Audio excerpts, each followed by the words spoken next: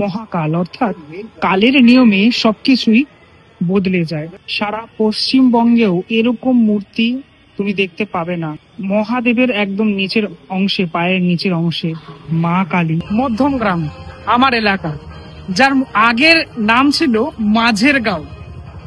আজকের topic Madhyamgram related নয়, মধ্যমগ্রামের এক মন্দির রিলেটেড। এই মুহূর্তে দাঁড়িয়ে রয়েছি মহাকাল মন্দিরে। মধ্যমগ্রামের বিখ্যাত মহাকাল মন্দির, কিন্তু অনেকেরই অজানা এর ইতিহাস। আজকের ভিডিওটাতে তোমাদেরকে শেয়ার করব এই মহাকাল মন্দিরের ঐতিহ্য। এই হলো শ্রী শ্রী বাবা মহাকাল মন্দির, মধ্যমগ্রাম বাদু রোড, 6 নম্বর ওয়ার্ড, কলকাতা 129। একটা ছোট্ট গলি, তার মধ্যেই এই মন্দির। একটু বলে রাখি কিভাবে আসবে। মধ্যমগ্রাম চৌমাথা ওদিকে, এটা হচ্ছে বাদু রোড, ঠিক আছে। মধ্যমগ্রাম চৌমাথা থেকে বাদু রোডে আসলেই এই যে হাটটা পড়ে, ঠিক আছে, বাদু রোডের শ্রীনগরে যে হাট পড়ে তার অপোজিটেই এই মহাকাল মন্দির অবস্থিত। এই দিকে চলে গেলে বাদু রোডের আরো এক্সটেন্ড শ্রীনগর চলে যাচ্ছে ওইদিকে। কালী পুজোর সময়টা তো বাদু রোডেও তো পুজো হয়। তো আজ তোমাদেরকে বলবো বাবা মহাকাল মন্দিরে মা কালী কিভাবে পূজিত হন।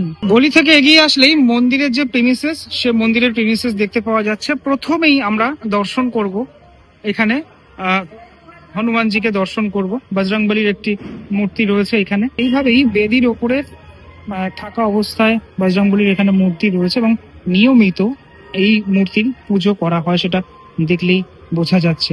ভক্তরা ভক্তি ভরে এখানে পুজো দিতে আসেন। মূল মন্দির ওটা হলেও তার আগে একটি শিবলিঙ্গ রয়েছে, একটি শিব মন্দির রয়েছে, সেখানেও ভক্তরা আসেন, পুজো দিয়ে যান। আমি প্রবেশ করলাম এই গলি থেকে। তারপরে এইখানে একটা এরকম জায়গা রয়েছে, অনেকটা জায়গা বিস্তৃত, এবং এখানে ত্রিশূল রয়েছে। পূজার্চনা তো করা হয়ই।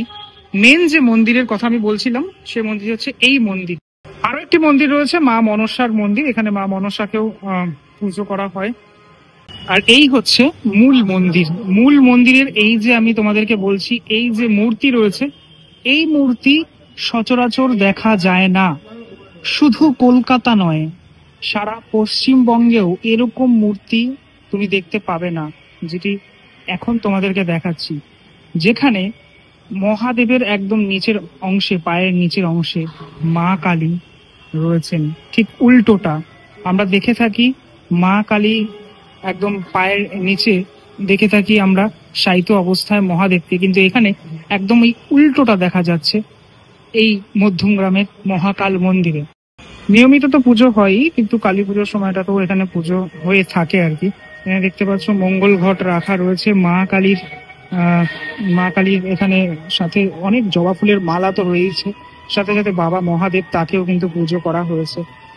অপরূপ সুন্দর এক মূর্তি, যে মূর্তি তুমি ভারতবর্ষের 3 জায়গাতেই একমাত্র দেখতে পাবে। সেটা হচ্ছে উজ্জয়িনী, বেনারস এবং এই মধ্যম।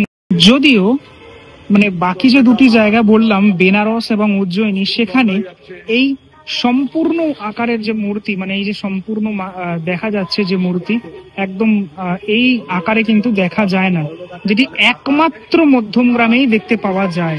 যার জন্যই বললাম আমি, অত্যন্ত গুরুত্বপূর্ণ একটি মন্দির, যে মন্দিরে তোমাদেরকে আসতেই হবে এবং একবার দর্শন করতে হবে এই মহাকালকে। একটু বলে রাখি এই মূর্তির তাৎপর্যটা কতটা, এই ঠাকুরের তাৎপর্যটা কতটা একটু বলে রাখি। মহাকাল, অর্থাৎ কালের নিয়মে সবকিছুই বদলে যায়। আমরা দেখে এসেছি যে মা কালীর একদম পায়ের নিচের অংশটাতে থাকেন, মানে মা কালী শুয়ে থাকেন। এই অংশটা মানে মা কালীর একদম পায়ের নিচে শিব ঠাকুরকে শোয়া অবস্থায় আমরা দেখেছি, কিন্তু এখানে এই যে উল্টোটা, অর্থাৎ সময় পরিবর্তনশীল, সময় পাল্টে যায়। এখন আমরা দেখছি উল্টোটা, ঠিক মানে বাবা মহাদেবের পায়ের নিচে অংশটাতে রয়েছে মা কালী। এই যে পাল্টে যাওয়া সময়, রাজাও ফকির হয়, ফকিরও হয়ে যায় রাজা। সময় তো সবার সমান চায় না। এই জিনিসটার জন্যই এই মন্দিরের নাম মহাকাল মন্দির। এখানে তোমরা দেখতে পাচ্ছ, এখানে কাঠের 2টো দরজা রয়েছে, যে দরজা মানে বন্ধ থাকে অবশ্যই।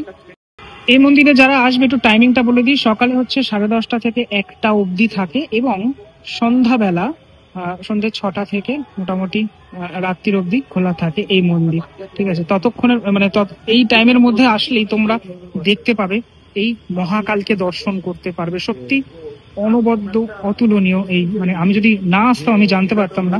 আমি জানতে পারলাম কোনো এক সূত্র মারফত আমাদের মধ্যমগ্রামে, আমি নিজেও জানতাম না, আমাদের মধ্যমগ্রামেই রয়েছে এমন এক মন্দির যেখানে মা কালীর একদম ওপরে দাঁড়িয়ে রয়েছেন বাবা মহাদেব।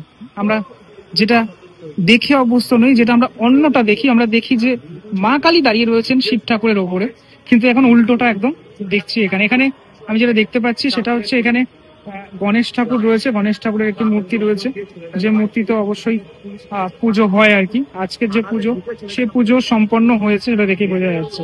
তো মায়ের মুখটা একটু তোমাদেরকে দেখাই, দেখো কি অপূর্ব না মায়ের মুখটা। এই এরকম মহাকালের মন্দির, এখানে মহাকাল, এই যে তোমার চাঁদমালাটা, ঠিক আছে, সেখানে কিন্তু মহাকাল লেখা রয়েছে। কোনো পুজো থাকলে, কোনো কিছু থাকলে এখানে তো রয়েছেই, সেটা মানে লেখা থাকে। এখানে মন্দিরের পুরোহিত মহারাজ শঙ্কর চক্রবর্তী তন্ত্রাচার্য, তার মোবাইল নাম্বার দেওয়া রয়েছে, তোমরা এখানে তাকে ফোন করতে পারো। এই মুহূর্তে মহারাজ এখানে একজন ভক্তকে এখানে ফুল দিচ্ছেন, সেটা দেখতে পাচ্ছি আমি, ঠিক আছে। মানে এখানে আসলে একটা আলাদা একটা অনুভূতি সেটা কিন্তু তৈরি হবে, হতে বাধ্য।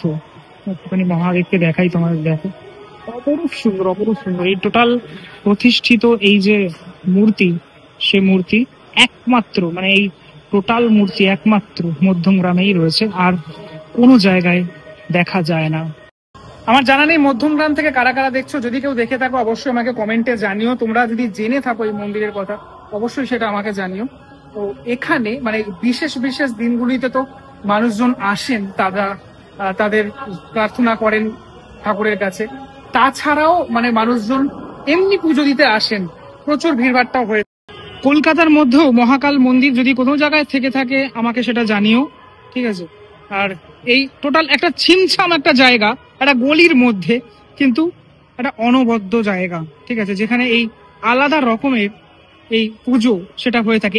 এই পুজো একমাত্র এই মহাকালের পুজো আমরা দেখে থাকি উজ্জয়িনী, বেনারস এবং মধ্যমগ্রামে। আজকে ভিডিওটার মাধ্যমে তোমাদেরকে দেখানোর চেষ্টা করলাম এই মহাকাল মন্দির এবং কালী পুজোতে মানে এই কালী ঠাকুর আলাদা দৃশ্য, আলাদা রূপ তোমরা দেখলে। কেমন লাগলো ভিডিওটা সেটা আমাকে অবশ্যই জানিও। পরবর্তী ব্লগে দেখা হচ্ছে খুব শীঘ্রই, ততক্ষণের জন্য বিরতি নেবো। ভালো থেকো সবাই, টাটা।